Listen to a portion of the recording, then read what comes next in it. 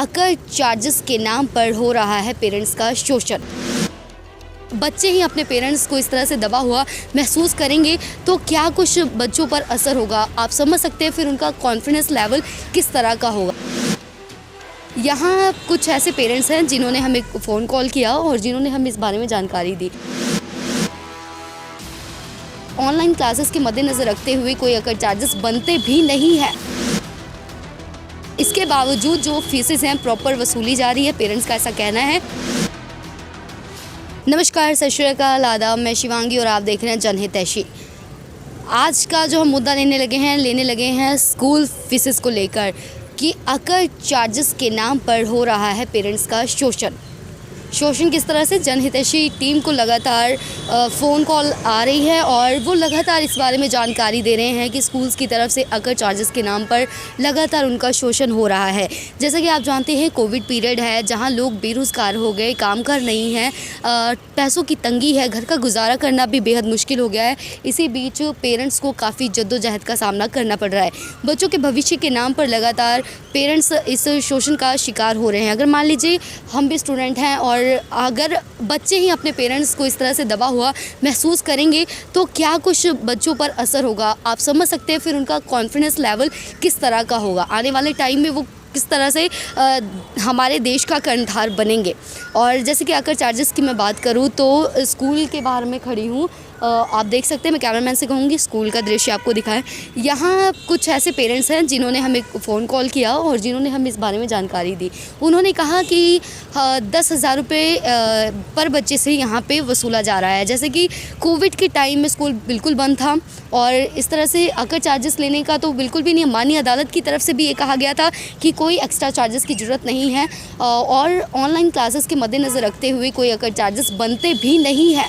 तो इसके बावजूद जो फीसेस हैं प्रॉपर वसूली जा रही है, पेरेंट्स का ऐसा कहना है।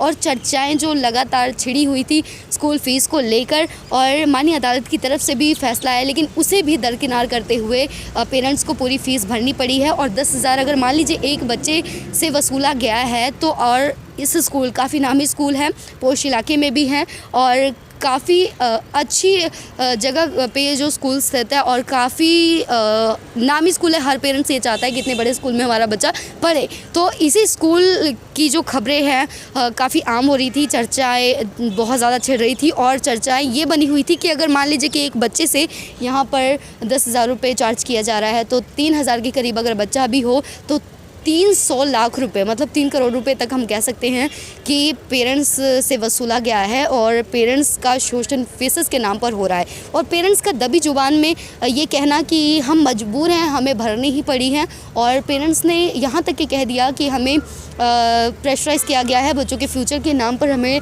ये शोषण सहना पड़ा है और हमें फ़ीसेस भरनी पड़ी है। और हालांकि स्कूल की तरफ से राहत दी गई, 3 किश्तों में ये फ़ीस वसूला गया है। 10,000 मान लीजिए कि 2,500 3,000 रुपये करके ये फीसेस वसूला गया है। और आज हम यहीं पे मौके पर पहुंचे थे और आपको ये तस्वीरें हम दिखा रहे हैं। मैं कैमरामैन से कहूँगी कि प्रॉपर आपको स्कूल का दृश्य दिखाएं जहाँ से पेरेंट्स लगातार फ़ोन कॉल कर रहे थे और हमें ये बता रहे थे कि यहाँ स्कूल फ़ीस के नाम पर उनका लगातार शोषण हो रहा है। और अगर हम अकर एक्सपेंसेस की बात करें तो क्या है ये अकर एक्सपेंसेस, क्यों फीसेस के नाम पर इस तरह से पेरेंट्स को शोषण का शिकार होना पड़ रहा है, बच्चों पर इसका क्या इम्पैक्ट पड़ेगा। और सबसे बड़ी बात है कि अगर जनहितैषी टीम को, मीडिया को इसके बारे में जानकारी मिल सकती है तो दबी जुबान में पेरेंट्स, शिक्षा मंत्री और हमारे सरकार तक ये बात कैसे नहीं पहुंची, कहाँ गए उनके सोर्सेज। अगर हमारे सोर्सेज हमें ये सारी चर्चाएं हम तक पहुंचा रहे हैं तो फिर उनके सोर्सेज कहाँ पर हैं। और कहीं ना कहीं जो प्रशासन की मूकदर्शिता भी है, जो सवालों के घेरे में है, जो पेरेंट्स को बहुत ज़्यादा चुभ रही है। तो इसी तरह से लेटेस्ट और यूनिक अपडेट के लिए आप बने रहे जनहितैषी के साथ और इस मुद्दे को लेकर आपका क्या कुछ कहना है कमेंट सेक्शन में लिखकर भेजें। धन्यवाद।